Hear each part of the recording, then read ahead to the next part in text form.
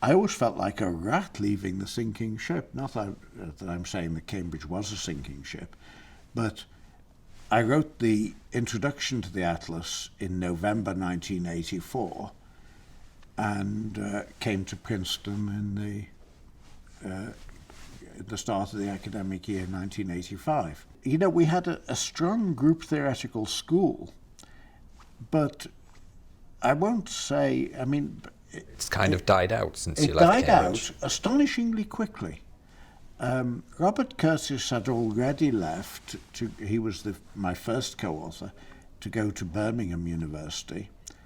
Rob Wilson left shortly after Rob you. Wilson also left. to The only Birmingham. one who's still around in a sense is Simon Norton in Cambridge.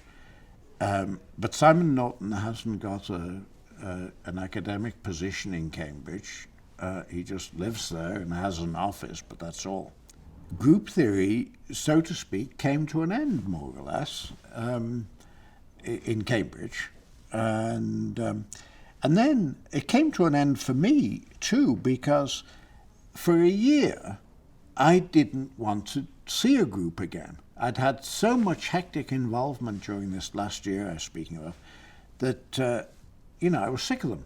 I knew I'd be interested in them again, but I didn't want to see a group for a time. And then also I came to Princeton, and in Princeton I was really rather surprised because at that time, there was this great theorem, the classification theorem, that was being proved by mathematicians all over the world. It had been proved, in fact, yeah? 4 years before.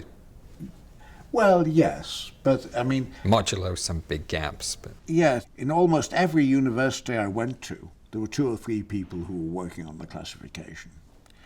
And then when I came to Princeton, there was nobody who knew anything about finite groups, essentially, which was rather surprising because Princeton, is an excellent university with a fantastic mathematics department. And so I thought, I should start a little group theoretical school here, But the life of a graduate student is 3 years, and it takes about 2 years to learn all the stuff about finite groups that in Cambridge everybody grew up with, because there were a number of people interested and we were regularly talking about it and so on. So what happened was I did have a few students and I interested them in groups, and the monster group in particular.